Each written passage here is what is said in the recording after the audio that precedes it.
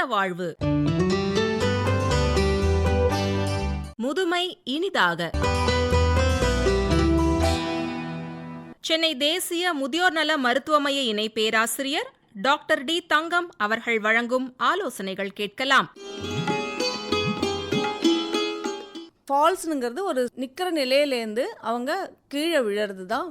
கீழே நிலை தடுமாறி விழறதுங்கிறது உயர்ந்த இடத்துலேருந்து தான் கீழே விழணும்னு அவசியம் இல்லை. அவங்க உயர்ந்த இடத்துலேருந்தும் கீழே விழலாம். சாதாரணமாக சமத்தரையில் நடக்கும்போது கூட நிலை தடுமாறி கீழே விழலாம். இது ரொம்ப காமனாக நடக்கும். இந்த ஃபால்ஸுங்கிறது வயசு ஆக ஆக இன்னும் கொஞ்சம் அதோட இன்சிடென்ஸ் அண்ட் ப்ரிவாலன்ஸ் வந்து ரொம்ப ஜாஸ்தியாக இருக்கும். வயசு முதிர்வினால் வர பார்வை குறைபாடுகள், காது கேளாமை, இவையெல்லாம் ரொம்ப முக்கியமான ஒரு காரணம். இதை தவிர ரிஃப்ளெக்ஸ் ஆக்ஷன் சொல்லுவாங்க. இப்போ நமக்கு ஏதோ ஒரு தீங்கு வருதுன்னா அல்லது ஒரு இடர்பாடு வருதுன்னா நம்ம பாடி நம்ம சுயநினைவுக்கு வராமையே அது தானாகவே அட்ஜஸ்ட் பண்ணிக்கும். இதுக்கு பேர் ரிஃப்ளெக்ஸ் ஆக்ஷன் சொல்லலாம். இதுக்கு எடுத்துக்காட்டால் ஒரு முள் குத்திச்சுன்னா அந்த கால் வந்து தானாகவே அதுலேருந்து எடுத்துரும். ஒரு சூடான ஒரு இடத்துல நம்ம கால் பட்டுதுன்னா தானாகவே கால் மடக்கிடும். கண்ணில் ஒரு தூசி விழுந்ததுன்னா கண் சிமிட்டுதல், இந்த மாதிரிலாம் சொல்லலாம். இந்த மாதிரி ஒரு ரிஃப்ளெக்ஸ் ஆக்ஷன் வந்து நம்மளை பாதுகாக்கிற ஒரு முயற்சி பாடியாகவே. இந்த ரிஃப்ளெக்ஸ் ஆக்ஷன் வேகமாக நடந்தால் தான் நல்ல பாதுகாப்பு இருக்கும். இந்த வயசு ஏற ஏற இந்த ரிஃப்ளெக்ஸ் ஆக்ஷனில் ஒரு ஸ்லோனஸ் இருக்கும். அது மெதுவாக தான் அது நடக்கும், அந்த அளவுக்கு வேகமாக நடக்காது. இப்போ நம்ம விழப்போகிறோம் அப்படின்னா விழாதபடி சில தசைகள்லாம் வந்து வேலை செஞ்சு நம்மளை விழாமல் பாதுகாக்கும். அந்த அளவுக்கு ரிஃப்ளெக்ஸ் ஆக்ஷன் பாடியில் குறையும் வயசு ஏற ஏற. இது ஒரு முதன்மையான காரணம். அடுத்தது வயசு காரணமாக நிறைய வியாதிகளும் இருக்கும். சக்கரை வியாதி, இரத்த கொதிப்பு, நரம்பு பலவீனங்கள், சில பேருக்கு ஸ்ட்ரோக்குங்கிற மாதிரி பக்கவாதம் கூட வந்திருக்கலாம். ஸோ இதனாலலாம் அவங்களோட பேலன்ஸில் ப்ராப்ளம் வரலாம். எடுத்துக்காட்டால் நாள்பட்ட சக்கரை வியாதியில் அவங்களுக்கு நரம்புகள் பாதிப்பு ஏற்பட்டு சரியான உணர்ச்சி இருக்காது காலில். அவங்களுக்கு மேடு பள்ளங்கள், இடர்பாடுகள் இதெல்லாம் வந்து கரெக்டான அளவில் அவங்களோட கால்களால் அதை உணர்ந்து அதை மூளைக்கு அந்த செய்தியை அனுப்ப முடியாது. இந்த மாதிரி இருக்கும்போதும் அதுக்கப்புறம் சில சமயம் இரத்த குழாயில் கூட பாதிப்பு ஏற்படும். இந்த காரணங்களால் அப்புறம் மூட்டு, தசைகள், அந்த மூட்டையும் தசையும் இணைக்கிற அந்த திசுக்கள், இது இல்லாமல் வயசின் காரணமாக சில மூட்டு வியாதிகள் இது மாதிரிலாம் இருக்கலாம். சில பேர் வந்து பிபிக்காக மருந்து சாப்பிடுவாங்க. இந்த சில மருந்துகள் வந்து அவங்க நிற்கும்போது பிபியை குறைக்குது. இந்த பாஸ்டல் ஹைப்போடென்ஷன் சொல்லுவோம். இந்த மாதிரி சமயத்தில் அவங்களுக்கு தலை சுற்றல், மயக்கம் ஏற்பட்டு அதனாலையும் தடுமாறி கீழே விழுவாங்க. எந்தெந்த மெடிசின்ஸ்லாம் இதை ரொம்ப காஸ் பண்ணுன்னா இரத்த கொதிப்புக்காக உட்கொள்ளும் மருந்துகள், அதுக்கப்புறம் தூக்க மாத்திரைகள், வலிப்புக்காக சாப்பிட்ற மாத்திரைகள், அப்புறம் ரத்தம் உறையாமல் தடுக்கிறதுக்காக சில மாத்திரைகள் எடுப்பாங்க. இவங்களுக்கெல்லாம் வந்து இந்த விழுறதுக்கான சான்ஸ்களும் நிறைய இருக்கும். அப்புறம் விழுந்தாலும் அதனால ஏற்படுற பாதிப்புகளும் அதிகமாக இருக்கும். அவங்களுக்கு இருக்கிற இணை நோய்கள்லாம் கரெக்டான ட்ரீட்மெண்ட் கொடுத்து, அதாவது இந்த சக்கரை வியாதி, ரத்த கொதிப்பு இதெல்லாம் ஆப்டிமைஸ் பண்ணணும் அந்த ட்ரீட்மெண்ட்டை. ஸோ தட் அவங்க விழறதுக்கான வாய்ப்புகள் இதனாலையும் மட்டுப்படும். அப்புறம் கண் பார்வை கோளாறுகள் இருக்கும்போது அவங்களுக்கு புரை இருந்தால் அறுவை சிகிச்சை செய்யறதுக்கு அட்வைஸ் பண்ணுவோம். அப்புறம் சில பேர் வந்து இந்த பைஃபோக்கல் லென்ஸ்னு ஒன்று போடுவாங்க. அது இருக்கும்போது அவங்க படியில் இறங்கும்போது அவங்களுக்கு சரியான அளவில் அந்த டெப்த் பர்செப்ஷன் இருக்காது. இதனால தடுமாறி விடுறதுக்கு வாய்ப்பு இருக்குது. இந்த மாதிரி சமயத்தில் அவங்களுக்கு ஒரு கண்ணாடியை மாற்ற சொல்லி அட்வைஸ் கொடுப்போம். அதுபோல் காதில் கேட்கும் குறைபாடு இருக்கிறவங்களுக்கு அதுக்கான ஹியரிங் எய்ட்ஸ் அட்வைஸ் பண்ணுவோம். சில ப்ராப்ளம்கள் நம்ம வந்து அவங்களுக்கு நடக்கிறதுக்கு அசிஸ்டிவ் டிவைஸ் தேவைப்படும். இப்போ ஃபார் எக்ஸாம்பிள் அவங்களுக்கு ஒரு நரம்பு கோளாறு இருக்குது, பக்கவாதம் இருக்குது அப்படிங்கும்போது அவங்களுக்கு இந்த கைத்தடி அது மாதிரி கொடுக்கலாம். அப்புறம் வாக்கர்னுங்கிற டிவைஸ் அட்வைஸ் பண்ணலாம். இதெல்லாம் எப்படி கரெக்டாக யூஸ் பண்ணுறதுங்கிறதையும் கற்று தருவோம். இதன் மூலமாலாம் அவங்க அடுத்தது பாதுகாப்பாக நடக்கிறதுக்கு நம்ம அவங்களுக்கு வழிவகுக்கலாம். ஃபால்ஸ் அப்படிங்கிறது முதுமையில் அதிகமாக வரும்னு பார்த்தோம். அதை எப்படி ப்ரிவெண்ட் பண்ணலாம்? Prevention is better than cure always. So அதுக்கு சின்ன சின்ன டிப்ஸ் நான் உங்களுக்கு சொல்கிறேன். ஃபஸ்ட்டு பெண்கள்லேருந்து ஆரம்பிக்கலாம். நிறைய பேர் அவங்கள குள்ளமாக இருப்பாங்க, ஆனால் கிச்சனில் கொஞ்சம் உயரத்தில் மளிகை சாமான்கள்லாம் வைப்பாங்க. அதை எடுக்கிறதுக்காக அப்நார்மலாக அவங்க தன் கழுத்தை வந்து மேல் பக்கம் திருப்பி பார்ப்பாங்க. அந்த சமயத்தில் அவங்களுக்கு ஒரு தலை சுற்றல் வரும், அதனால் விழலாம்.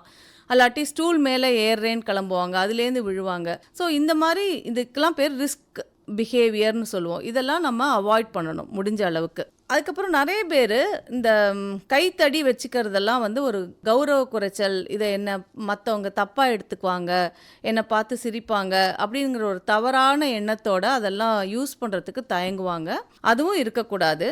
அதுக்கப்புறம் நிறைய இந்த ஃபால்ஸ் வந்து நைட்டில் நடக்கும், இல்லாட்டி ஏர்லி மார்னிங் நடக்கும். பெட்ரூமில் இல்லாட்டி ரெஸ்ட் ரூமில் நடக்கிறதுக்கு வாய்ப்பு இருக்குது.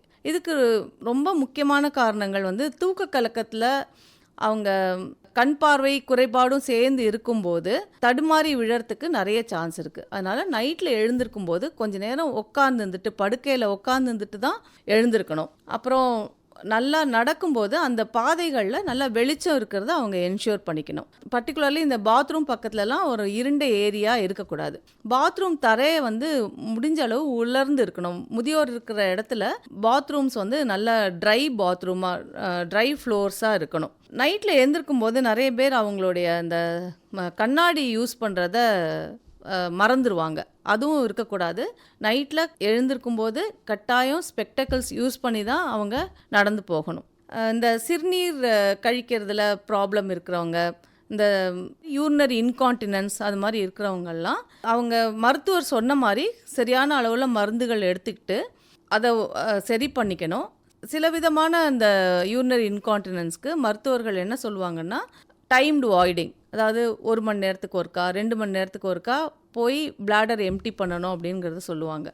அந்த மாதிரி இல்லாமல் ரொம்ப நேரம் அடக்கிட்டு கடைசி நிமிஷத்தில் ஓடி போய் தடுக்கி விழுந்து அந்த அடிபட்டுக்கக்கூடாது. அதுபோல் காலில் வந்து இந்த குறைபாடு இருக்கிறவங்க, இந்த உணர்ச்சி குறைபாடெலாம் இருக்கிறவங்க அதுக்கு ஏற்ற மாதிரி ஸ்லிப்பர்ஸ் போட்டுக்கணும். காலை வந்து வாரத்துக்கு ஒரு முறையோ அல்லது 2-3 நாளைக்கு ஒரு முறை கண்ணாடி வச்சு பார்த்து காலில் எதுவும் காயங்கள் இருந்ததுன்னா அதெல்லாம் சரி பண்ணிக்கணும். எந்த ஒரு ப்ராப்ளமாக இருந்தாலும், மூட்டு சம்மந்தப்பட்ட ப்ராப்ளமோ அல்லது தோல் சம்மந்தப்பட்ட ப்ராப்ளமோ இருக்கும்போது அதை உடனடியாக மருத்துவரோட கண்காணிப்புக்கு போயிட்டு அதுக்கான மருத்துவம் செஞ்சுக்கணும். சில பேர் வந்து ஞாபக மறதி நோயால் பாதிக்கப்பட்டிருப்பாங்க. அந்த மாதிரி முதியோர்கள் இருக்கும் இடத்துல அவங்க கட்டிலில் படுத்துட்டு இருக்கும்போது அதுலேருந்து உருண்டு கீழே விழுறதுக்கு நிறைய சான்ஸ் இருக்குது. அந்த மாதிரி இதுக்கெலாம் வந்து இந்த தடுப்புகள் இருக்குது. அவங்க கீழே விழாமல் இருக்கிறதுக்கு அவங்க படுத்ததுக்கப்புறம் ரெயிலிங்ஸ்னு சொல்லுவோம், அதெல்லாம் யூஸ் பண்ணலாம். சில சமயத்தில் வந்து நடையில் ப்ராப்ளம் இருக்கிறவங்க, வேகமாக நடக்க முடியாது, பக்கவாதம் இருக்கிறவங்க, அதிக அளவில் மூட்டு பிரச்சனைகளால் கஷ்டப்படுறவங்கலாம் நைட்டில் இந்த மாதிரி விழற அபாயம் நிறைய இருக்கிறதுனால பெட் சைட் கமோடு, அதாவது சேர்லேயே ஒரு சின்ன கிண்ணம் மாதிரி பொருத்தி அதில் சிறுநீர் கழிக்கிறதுக்கு வசதி இருக்குது. அது பேர் கமோடுன்னு சொல்லுவாங்க. அதை யூஸ் பண்ணிக்கலாம், அதை சேஃபாக யூஸ் பண்ணலாம். இந்த மாதிரி இருக்கிறதுனால அவங்க நைட்டில் வந்து எழுந்திரிச்சு போய் தடுமாறி கீழே விழறத தடுக்கலாம். அப்புறம் ஹோம் சேஃப்டிங்கிறது ரொம்ப ரொம்ப முக்கியம். வயசானவங்க இருக்கிற வீட்டில் எல்லா இடத்துலையும் இந்த பெட்ரூம் பாத்ரூம்லலாம் தடுமாறி விழறதுக்கு நிறைய சான்ஸ் இருக்குது. ஸோ டாய்லெட் சீட்ஸ்லாம் உயர்ந்த லெவலில் இருக்கணும். அதுக்கப்புறம் அவங்க பிடிகள் எங்கே இருந்தாலும் பிடிச்சி எழுந்திருக்கிறதுக்கு ரெயிலிங்ஸ் இருக்கணும். சுவத்து பக்கத்துலேயும் ரெயிலிங்ஸ் இருக்கணும். அதை பிடிச்சிக்கிட்டு அவங்க சேஃபாக நடந்து வர முடியும், ஸ்லிப் ஆகாமல். அப்புறம் குளிக்கிறதுக்கும் அவங்க ஒரு ஸ்டூலோ அல்லது சேரோ பாத்ரூமில் போட்டு அவங்க உட்கார்ந்து குளிப்பது நல்லது. அதிக வெயிட்டோ அல்லது ரொம்ப குறைஞ்ச வெயிட்டோவும் அவங்க இருக்கக்கூடாது. அதை வந்து அவங்க ஒரு ஐடியல் பாடி வெயிட்டை மெயின்டைன் பண்ணணும். அதுபோல் ஃபிசியோதெரப்பிக்கு நம்ம போகும்போது அவங்க சொல்லி கொடுக்குற சில எக்ஸசைசஸை நல்லா கற்றுக்கிட்டு அங்கே போய் மட்டும் அந்த 5 நிமிஷமோ 10 நிமிஷமோ பண்ணாமல் வீட்டில் அவங்க எவ்வளோ தடவை பண்ண சொல்கிறாங்களோ அதை கரெக்டாக பண்ணணும். நம்மளுடைய தசைகள் ஸ்ட்ரென்தண்டாக இருக்கும்போது தடுமாறி விழும்போது பாடி தானாகவே சமாளிக்கிறதுக்கு நிறைய வாய்ப்பு இருக்குது. ஸோ தசைகளும் எலும்புகளும் உறுதியாக இருக்க ஃபிசியோதெரப்பி ரொம்ப உதவி பண்ணும். ஸோ அதையும் செய்யணும். டாக்டர்களோட அறிவுரை இல்லாமல் கடையில் போய் மாத்திரை வாங்கி சாப்பிடக்கூடாது, அடுத்தவங்க மாத்திரையை நம்மளே சாப்பிடக்கூடாது. ஒரு 5 நாளைக்கு கொடுத்துருக்கிற மாத்திரையை ஒரு மாதத்துக்கு தொடர்ந்து சாப்பிட்டு அது மாதிரி இது யூஸ்வலாக இந்த தூக்க மாத்திரைகளெல்லாம் வந்து ஒரு ஷார்ட் டேர்முக்கு ப்ரிஸ்கிரைப் பண்ணியிருப்பாங்க. அதை நாட்பட அவங்க எடுத்துக்கிறது இதெல்லாமே ஃபால் ரிஸ்க்குக்கு ரொம்ப வழிவகுக்கும். இதுவரை சென்னை தேசிய முதியோர் நல மருத்துவமய இணை பேராசிரியர் டாக்டர் டி தங்கம் அவர்கள் வழங்கிய ஆலோசனைகள் கேட்டி. முதுமை இனிதாக யோக பயிற்சியாளர் எல் செல்வரதி அவர்கள் வழங்கும் ஆலோசனைகள் கேட்கலாம். முதுமை அப்படிங்கிறது நம்ம வாழ்வில் ஒரு முக்கியமான, அதே நேரத்தில் தவிர்க்க முடியாத ஒரு பகுதி. நம்ம முதுமை தான் நம்மளோட வாழ்வோட ஆரம்பம்னே சொல்லலாம். ஏன் அப்படின்னா, சின்ன வயசுலேருந்து நம்ம நிறைய விஷயங்களை மற்றவங்களுக்காக வாழ்ந்துட்டு இருக்கோம். முதல்ல குழந்தையிலேருந்து நடக்கிறது, ஓடுறது, தவழ்றது, இந்த மாதிரி விஷயங்கள்ல இருந்து அடுத்து பார்த்தீங்க அப்படின்னா படிப்புக்கு அப்புறம் வேலைக்கு அப்புறம் கல்யாணம், இந்த மாதிரி நிறைய விஷயங்கள் நம்ம வாழ்க்கையை கடந்து போயிடுறோம். இப்போது முதுமை தான் நமக்கான ஆரம்பம் அப்படின்னு நினைக்கிறோம். நம்மளோட கடமைகள் எல்லாம் முடிச்சுட்டு நம்ம ரிலாக்ஸாக இருக்கிறதுக்கு, நம்ம நினச்ச மாதிரி வாழ்கிறதுக்கு முதுமையை பயன்படுத்திக்கணும்னு நிறைய பேர் நினைக்கிறாங்க. அந்த நேரத்தில் நம்மளால் முதுமையை ரிலாக்ஸாக கழிக்க முடியல. அதுக்கான காரணம் என்ன அப்படின்னா, வயது சார்ந்த பிரச்சனைகள்னு சொல்லலாம். முதல்ல மன அமைதியின்மை, மனச்சோர்வு, பதட்டம், அதே மாதிரி தூக்கமின்மை, மறதி, இதெல்லாம் முதியோர்களுக்கான பிரச்சனைகள் அப்படிங்கிற ஒரு லிஸ்ட்டில் வருது. ஸோ இதையும் தாண்டி நம்மளோட உணவு பழக்க வழக்கங்கள் மற்றும் நம்மளோட வாழ்வியல் முறைகள், இதனால நமக்கு நிறைய விதமான நோய்கள் வருது. அது என்ன அப்படின்னு பார்த்தா, நீரழிவு நோய், ரத்த அழுத்தம், அதே மாதிரி பார்த்தீங்க அப்படின்னா இருதயம் சார்ந்த பிரச்சனைகள், நுரையீரல் சார்ந்த பிரச்சனைகள், இந்த மாதிரி நிறைய பிரச்சனைகள் முதுமையில் ஃபேஸ் பண்ணுறோம். இப்போ நீரழிவு நோய் முதுமையில் தான் வருதா அப்படின்னா இல்லை. அது எப்போ வருது அப்படின்னா, மேக்ஸிமம் இப்போலாம் சின்ன குழந்தைகளுக்கே சர்க்கரை நோய் இருக்குது.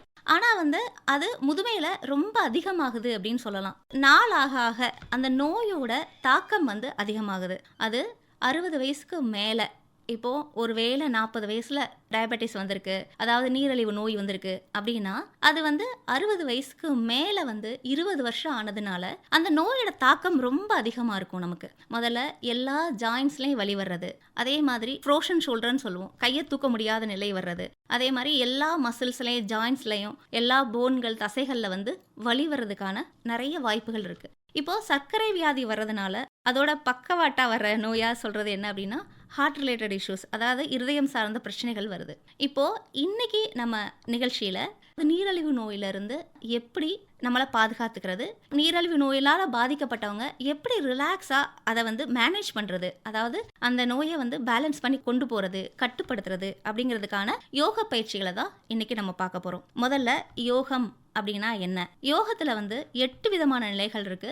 இயமம், நியமம், ஆசனம், பிரணயாமம், பிரத்யாகாரம், தாரணை, தியானம், சமாதி. இது 8 நிலைகள் சொல்லுவோம். பட் நம்ம இன்னைக்கு பார்க்க போகிறது ஆசனங்களும் பிரணயாமமும் முத்திரை அப்படிங்கிற பயிற்சியும் பார்க்க போகிறோம். இதெல்லாம் எப்படி முதுமையில் நமக்கு உதவியாக இருக்கும் அப்படின்னு பார்த்தீங்க அப்படின்னா, உங்களோட மனசையும் உடலையும் சந்தோஷமாக வச்சுக்கிறதுக்கு, அதாவது இருக்கிற அந்த நம்ம வாழ்க்கையை ப்ளசண்ட்டாக கொண்டு போகிறதுக்கு இந்த பயிற்சிகள்லாம் ரொம்பவே ஹெல்ப் பண்ணுது. சரிங்களா? இப்போ யோகா பண்ணுறதுக்கு என்ன தேவை, எசென்ஷியல்ஸ் அப்படின்னு பார்த்தா, முதல்ல காற்றோட்டமான பகுதி. நீங்கள் யோக பயிற்சி பண்ண போகிறீங்க அப்படின்னா கட்டாயமாக ஒரு காற்றோட்டமான ஒரு சூழ்நிலை இருக்கிற மாதிரி பார்த்துக்கங்க. அப்புறம் அது மட்டும் இல்லாமல் உங்களோட உடை பருத்தி ஆடையா, காட்டன் ட்ரெஸ் போட்டுக்கிறது ரொம்ப நல்லது. லூஸான, அதாவது தளர்வான ஆடைகள் அணிஞ்சுக்கிறது ரொம்ப நல்லது. அதே மாதிரி காலையில் 4 மணியிலிருந்து 11 மணி வரைக்கும் யோக பயிற்சி பண்ணலாம். அதுக்கப்புறமா ஈவினிங் வேலையில், அதாவது மாலை வேலையில் 4 மணிலேருந்து 7 மணி வரைக்கும் பண்ணலாம். அதுக்கு இடையில 12 மணிலேருந்து 4 மணி வரைக்கும் யோக பயிற்சி பண்ணுறதை தவிர்ப்பது ரொம்ப நல்லது. உணவுக்கு பின்னாடி 3 மணி நேரம் இடைவெளி இருக்கணும். சாப்பிட்றதுக்கு முன்னாடி பண்ணிட்டு 1 மணி நேரம் கழித்து சாப்பிட்லாம். அப்படி இல்லை, நான் யோக பயிற்சி பண்ண போகிறேன் அப்படின்னா 3 மணி நேரம் இடைவெளி இருக்கணும். இப்போ யோக பயிற்சி மட்டும்தான் இப்படியா அப்படின்னா இல்லை, முத்திரை பயிற்சியும் நம்ம அன்னைக்கு பண்ண போகிறோம். முத்திரை பயிற்சி பண்ணுறதுக்குமே என்ன பண்ணணும் அப்படின்னா, சாப்பிட்ருக்கீங்க அப்படின்னா 1 மணி நேரமாச்சு இடைவெளி இருக்கணும். இதுதான் யோக பயிற்சி பண்ணுறதுக்கான நம்மளோட ரூல்ஸ் அண்ட் ரெகுலேஷன்ஸ் அப்படின்னு சொல்லலாம். இப்போது சர்க்கரை நோய் அப்படிங்கிறது 2 வகையாக சொல்கிறோம். டைப் 1, டைப் 2 அப்படின்னு சொல்கிறோம். இப்போ நம்ம பண்ணக்கூடிய பயிற்சி எல்லாத்துக்குமே ஹெல்ப் பண்ணும். இதுக்கு மட்டும்தான் இந்த பயிற்சியா, இல்லை அதுக்கு இல்லையா அப்படி இல்லாமல் சர்க்கரை நோய் சம்பந்தமான எல்லா பிரச்சனைகளையும் தீர்க்கக்கூடிய பயிற்சியை தான் இன்றைக்கி நம்ம பார்க்க போகிறோம். முதல் பயிற்சி ஆசனம் அப்படிங்கிறதுல நம்ம பார்க்க போகிறது, எல்லாரும் நேராக நிமிர்ந்து நின்றுட்டு, உங்களால் முடிஞ்சால் என்ன பண்ணலாம், தனியாக நிற்கலாம். அப்படி முடியலை அப்படின்னா ஒரு சோர்ச்சில் அழகாக சாஞ்சு நின்றுக்கலாம். சாஞ்சு நின்றுட்டு இடது காலை ஆரம்பிக்கலாம். இடது காலை மடித்து ஸ்டொமக் வரைக்கும், அதாவது வயிறு வரைக்கும் மேலே தூக்கி 2 கையாலையும் பிடிச்சி நிற்க போகிறோம். அதுதான் முதல் பயிற்சி. அர்த்த பவன முத்தாசன் அப்படின்னு சொல்லுவோம் அதுக்கு பேர். அதாவது ஒரு காலை மடித்து நம்மளோட வயிற்று பகுதி வரைக்கும் கொண்டு போய் 2 கைகளாலையும் பிடிச்சி நிற்க போகிறோம். இந்த பொசிஷனில் நிற்கிறப்போ என்ன நடக்கும் அப்படின்னு பார்த்தீங்கன்னா, வயிறு அழுத்துறப்போ உங்களோட இன்சுலின் சுரக்கிற அந்த கணையம் வந்து நல்லா வந்து வேலை பார்க்கும். ஸோ இன்சுலின் சுரக்கிறதுக்கு இது ரொம்ப ஹெல்ப் பண்ணும். முதல் பயிற்சி அர்த்த பவன முத்தாசன். 10 கவுண்ட்ல இருந்து 15 கவுண்ட் வரைக்கும் பண்ணலாம். 10 1 2 3 இந்த மாதிரி கொஞ்சம் மெதுவாக கவுண்ட் பண்ணி ஸ்டே பண்ணணும். அதே மாதிரி நம்ம என்ன பண்ணணும் அப்படின்னா, பொசிஷனில் நிற்கிறப்போ நம்ம வந்து காலம் அடித்து லாக் பண்ணி நிற்கிறோம். அந்த டைமில் மூச்சை வாங்கி ரிலாக்ஸாக விடணும். எந்த இடத்துலையுமே யோக பயிற்சி பண்ணும்போது மூச்சை வந்து அடக்கக்கூடாது. அது ரொம்ப முக்கியம். ஸோ முதல் பயிற்சி அர்த்த பவன முத்தாசன். 2வது பயிற்சி என்ன அப்படின்னா, நல்லா ரிலாக்ஸாக நின்றுட்டு இப்போ வால்லேருந்து வெளியே வந்துடும். காலை வந்து இடுப்பளவுக்கு ஓப்பன் பண்ணிக்கணும். அதுக்கப்புறமா உள்ளங்கை 2ம் முதுகுக்கு பின்னாடி சப்போர்ட் பண்ணிக்கிறோம். 2 கையும் முதுகுக்கு பின்னாடி சப்போர்ட் பண்ணிவிட்டு மூச்சு வாங்கிக்கிட்டே பின்னாடி வளையிறோம். இதுக்கு பேர் அர்த்த சக்கராசன் அப்படின்னு சொல்லுவோம். மூச்சு வாங்கிட்டே பின்னாடி வளையிறோம். இப்போ பின்னாடி வளைஞ்சதுக்கு அப்புறம் அதே இடத்துல இருக்க போகிறோம். பின்னாடி பெண்ட் பண்ணி ஸ்டே பண்ணுறோம். இதுக்கு பேர் அர்த்த சக்கராசன் ஹாஃப் சர்க்கிள். இப்போது பின்னாடி வளைஞ்சதுக்கு அப்புறமா மூச்சு வாங்கி ரிலாக்ஸாக விடணும். கட்டாயமாக மூச்சு அடக்கக்கூடாது. இந்த பொசிஷன்லையும் நம்ம என்ன பண்ணலாம் அப்படின்னா, 15 கவுண்ட் 10லேருந்து 15 கவுண்ட் ஸ்டே பண்ணலாம். முதல்ல பின்னாடி குனிகிறோம் அப்படின்னா முன்புறமாக குனிகிறதுக்கான பயிற்சியும் உண்டு. ஸோ ஃபார்வர்ட் பெண்ட் பண்ணால் பேக்வேர்ட் பண்ணணும், பேக்வேர்ட் பெண்ட் பண்ணால் ஃபார்வர்ட் பண்ணணும். இதுக்கு ஆப்போசிட்டாக பாதகஸ்தாசன் அப்படின்னு சொல்லுவோம். இந்த பயிற்சியை 15 கவுண்ட் பண்ணி முடிச்சதுக்கப்புறமா ரொம்ப ரிலாக்ஸாக கைகளை பக்கவாட்டில் ஓப்பன் பண்ணிவிட்டு சைடில் ஓப்பன் பண்ணிவிட்டு நல்லா ஆழமாக மூச்சு வாங்கி ரிலாக்ஸாக விடுறோம். ஸோ இது 2வது பயிற்சி. 3வது பாதகஸ்தாசன்னு சொல்லுவோம்.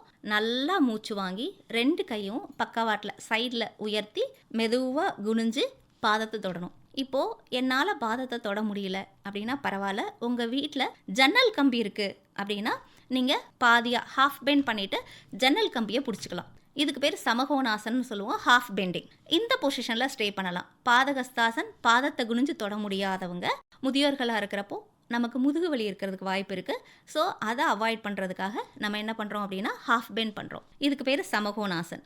இதையும் வந்து என்ன பண்ணுறோம் அப்படின்னா 15 கவுண்ட் பண்ணுறோம். பாதகஸ்தாசன் அது இல்லை என்னால் முடியலைன்னா சமகோணாசன் 15 கவுண்ட். ஒவ்வொரு கவுண்ட்டும் ஒரு செகண்ட் பிரேக் விட்டு கவுண்ட் பண்ணுங்கள். அப்போ தான் உங்களோட உடம்பு வந்து ஒரு ரிதத்துக்கு வரும். ஓகேங்களா? இது வந்து நின்ற நிலையில் நம்ம பண்ணக்கூடிய ஆசன பயிற்சிகள். சர்க்கரை வியாதிக்கு இது வந்து யாருனாலும் பண்ணலாம். பட் முதியவர்களாக இருக்கிறப்போ ரொம்ப ஈஸியாக அது ரிலாக்ஸாக பண்ணுறதுக்கு ஹெல்ப்ஃபுல்லாக இருக்கும். அதே மாதிரி உட்கார்ந்துக்கிட்டு கீழே உட்காந்துக்கலாம். அப்படி முடியலைன்னா கட்டிலில் கூட உட்காந்துக்கலாம். காலை நீட்டி உட்கார்ந்த நிலை பயிற்சின்னு சொல்லுவோம், அது பண்ணலாம். அதுக்கு என்ன பண்ண போகிறோன்னா, அதுவும் இதே மாதிரி ரொம்ப ஈஸியான பயிற்சி தான் சொல்ல போகிறோம். 2 காலையும் நீட்டி உட்காந்துருக்கிறோம். இப்போது இடது காலை மடித்து மறுபடியும் வயிறு வரைக்கும் கொண்டு வந்து 2 கையாலையும் பிடிச்சிக்கிறோம். நம்ம எப்படி நின்ற நிலையில் பண்ணோமோ அதே மாதிரி அர்த்த பவன முத்தாசன் அமர்ந்த நிலையிலையும் பண்ண போகிறோம். இந்த மாதிரி லாக் பண்ணிவிட்டு நல்லா மூச்சு வாங்கி மெதுவாக விடுறோம். 15 கவுண்ட். ஓகேங்களா? இடது முடித்ததுக்கப்புறம் வலதும் 15 கவுண்ட் மெதுவாக பண்ணுறோம். இது முடித்ததுக்கப்புறமா 2 கால்களையும் மடித்து வயிறு வரைக்கும் கொண்டு வந்து 2 கையாலே லாக் பண்ணிக்கிறோம். முட்டி 2ம் சேர்ந்த நிலையில் இருக்கணும். இதுக்கு பேர் பவனமுத்தாசன். பவனமுத்தாசன் அப்படின்னா கேஸ் ரிலீஸ் ஆகிறது அப்படின்னு அர்த்தம். ஸோ இது பண்ணுறப்போ ஆட்டோமேட்டிக்காக நம்ம வயிற்றில் இருக்கிற எல்லா விதமான ஆர்கன்ஸும் எல்லா விதமான உறுப்புகளும் என்ன ஆகும் அப்படின்னா வலிமைப்படும். சரியா? ஸோ இதுக்கு பேர் பவனமுத்தாசன். அப்போது உட்கார்ந்த நிலையில் நம்ம 2 பயிற்சி பண்ணுறோம். ஒன்று அர்த்த பவனமுத்தாசன், 2வது பவனமுத்தாசன். இது 2மே போதுமானது. ரொம்பவே ரிலாக்ஸாக பண்ணிக்கலாம். இதே மாதிரி படுத்த நிலையிலையும் நம்ம பண்ணலாம். சேம் ப்ராக்டிஸே தான். படுத்த நிலையிலையும் லெஃப்ட் லெக் ஃபோல்ட் பண்ணி ஸ்டமக் வரை கொண்டு வந்து லாக் பண்ணுறோம். தென் ரைட் லெக், அதுக்கப்புறமா 2 காலும் மடித்த நிலையில் வச்சு ஸ்டே பண்ணலாம். சரியா? எல்லாமே மூச்சியோடு சேர்ந்து பயனுங்க. நல்லா மூச்சு வாங்கி ஆழமாக மூச்சு வாங்கி ரிலாக்ஸாக விட்டு அதுக்கப்புறமா குப்புறப்படுத்திக்கிட்டு ஆசனா பண்ணலான்னா அங்க பிரதட்சணா ரொம்பவே ஹெல்ப் பண்ணும். உங்களோட வயிறு சம்பந்தமான எல்லா பிரச்சனையும் குறையிறதுக்கு குப்புறப்படுத்திட்டு நல்லா கட்டிலே இடது பக்கம் வலது பக்கமும் அங்க பிரதட்சணா பண்றப்போ நம்மளோட சர்க்கரை அளவு வந்து பிளட்ல வந்து கட்டுப்படும். சரிங்களா?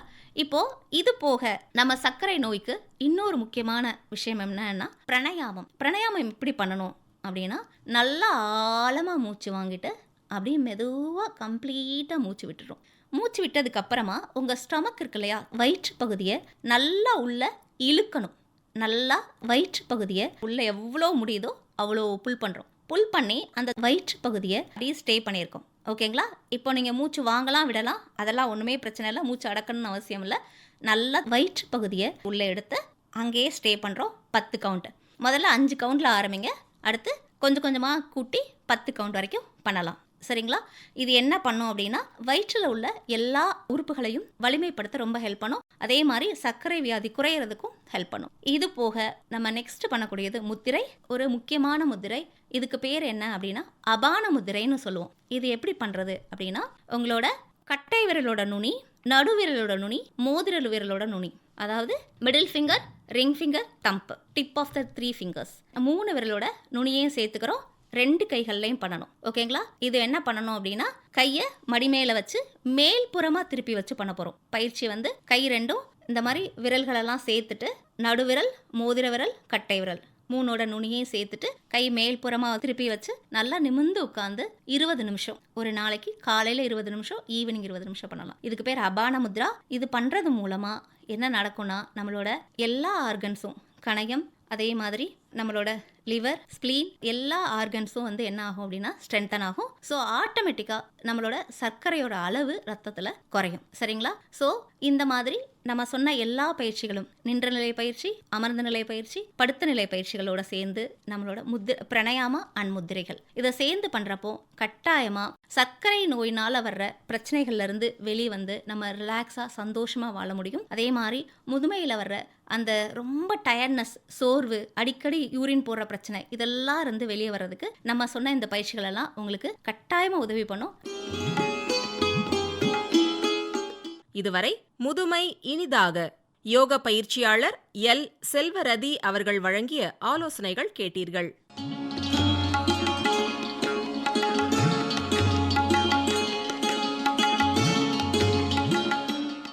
நேயர்கள் இதுவரை கேட்ட நிகழ்ச்சி கனிந்த வாழ்வு.